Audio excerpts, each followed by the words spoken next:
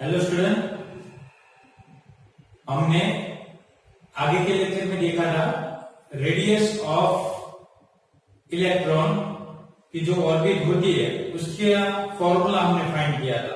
आज हम फाइंड करेंगे expression of velocity in term of constant, कि वेलोसिटी के फॉर्म में कैसे कांस्टेंट ग्रेड होता है। तो सबसे पहले हमें आगे के लेक्चर में जो रेडियस का जो फॉर्मूला फाइंड किया था वो क्या था, r nth orbit equal to r zero जो कांस्टेंट था n स्क्वायर और z मीन एटॉमिक नंबर और number of radius, number of orbit, और आर जीरो मीन क्या था, कांस्टेंट था जो रेडियस के फॉर्म में था। और उसकी जो वैल्यू थी आर जीरो की, वो वैल्यू क्या थी, आर जीरो की वैल्यू 0.529 एंगस्ट्रॉम, और उसको मीटर में हम कन्वर्ट करें तो कितनी होती थी, 5.29 मल्टीप्लाई बाय 10⁻⁻11 मीटर। ये ऑलरेडी हमने आगे के लेक्चर में प्रूव किया हुआ था। अब डेरिवेटिव में देखिए तो वेलोसिटी के फॉर्म में हमें करना है, मींस वेलोसिटी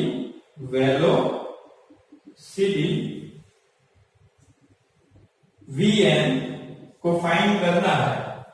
तो एंगुलर जो मोमेंटम था, तो एंगुलर मोमेंटम का फॉर्मूला क्या था, nh2π, और दूसरा क्या, mvr। यहाँ पे जो mv है वो क्या है, मास ऑफ इलेक्ट्रॉन, v है वो वेलोसिटी ऑफ ऑर्बिट, और r है वो क्या है, रेडियस, राइट। अब इसको rn को टर्म बना दे और फॉर्मूला लिखे तो क्या लिखेंगे, rn equal to nh2π me और vn।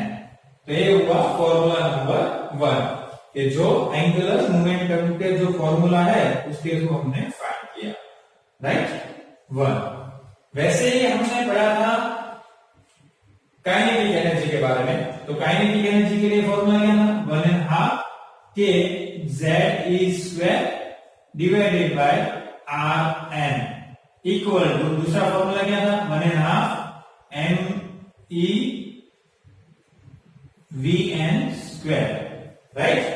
1/2 mv² था और दूसरा क्या था, 1/2 k ze² और rn था। अब यहाँ पे 1/2 और 1/2 तो चला गया, मीन्स क्या बचा, k ze²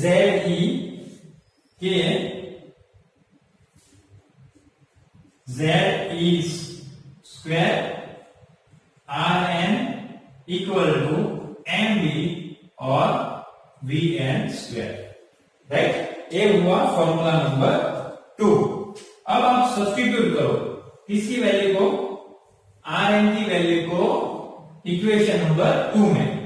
आपको rn की वैल्यू सब्स्टिट्यूट करनी है, कहां पे, इक्वेशन नंबर 2 में। तो चलो सब्स्टिट्यूटिंग करते हैं, substituting rn equation 1 into equation number 2, right. अब कैसे करोगे, चलो पुट डाउन करते हैं वैल्यू हम, जैसे कि k ze² rn है, तो आप rn है तो एक कहां पे चला जाएगा, न्यूमरेटर में चला जाएगा, means multiply by 2π me vn, right. और नीचे क्या आ जाएगा, डिनोमिनेटर में nh, और इक्वल टू क्या है, me vn², राइट। अब हमें कट करना है, कौन सी चीज कट होगी, vn और एक vn means velocity of orbit, mv और me कट हो जाएगा। अब फॉर्मूला क्या बन जाएगा, देखो अब फॉर्मूला बनेगा vn means vn k ze² 2π nh, right. अब इसमें कांस्टेंट क्या है, कांस्टेंट वैल्यू कितनी है, एक फिर ई 2 पाई इतना कांस्टेंट है, और यहाँ पे दूसरा क्या कांस्टेंट है, एच कांस्टेंट है। तो जितनी चीज कांस्टेंट है उसके लिए आप क्या डिनोट करोगे, वी नॉट। जैसे हमने रेडियस में क्या डिनोट किया था, आर नॉट डिनोट किया है ना, वैसे वेलोसिटी के लिए क्या डिनोट करोगे, वी नॉट। तो नया फॉर्मूला क्या बनेगा, वी एन वी नॉट ऊपर क्या है, मल्टीप्लाई बाय एटॉमिक नंबर और divided by number of orbit. तो ये क्या हुआ, equation velocity in term of constant. तो कौन सा है, v0। अब v0 जो है उसकी वैल्यू फिक्स होती है 2.185 मल्टीप्लाई बाय 10⁶ मीटर पर सेकंड। और ये जो वैल्यू है वो एक्सपेरिमेंटली प्रूव वैल्यू है। और कितनी होती है v0 की value, v0 equal to velocity of light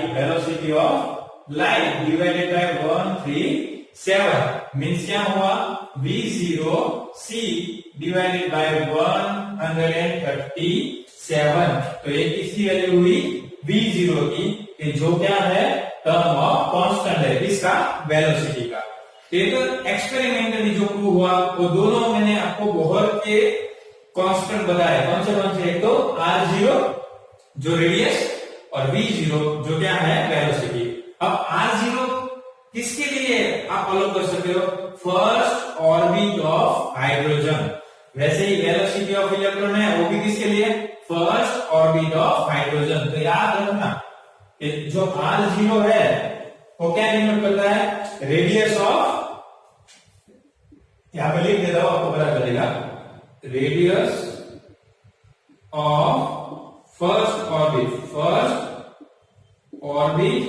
of hydrogen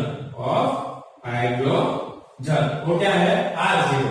और v0 जो है वो क्या डिनोट करता है, वेलोसिटी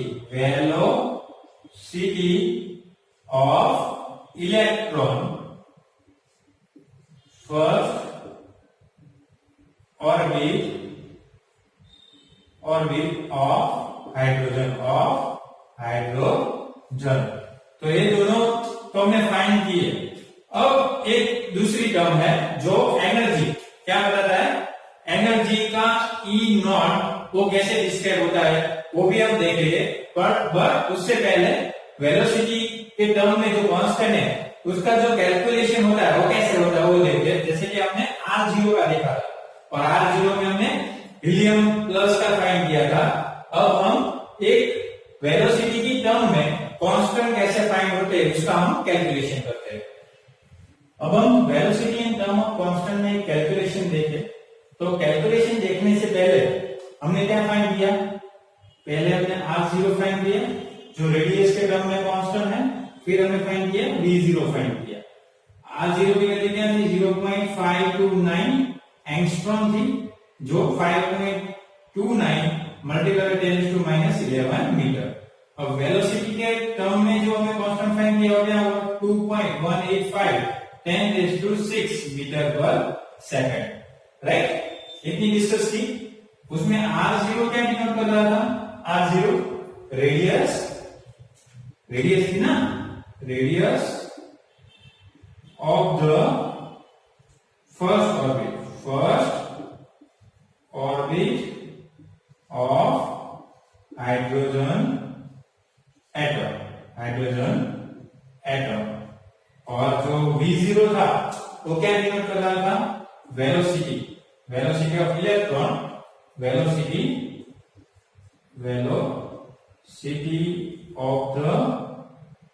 ऑफ इलेक्ट्रॉन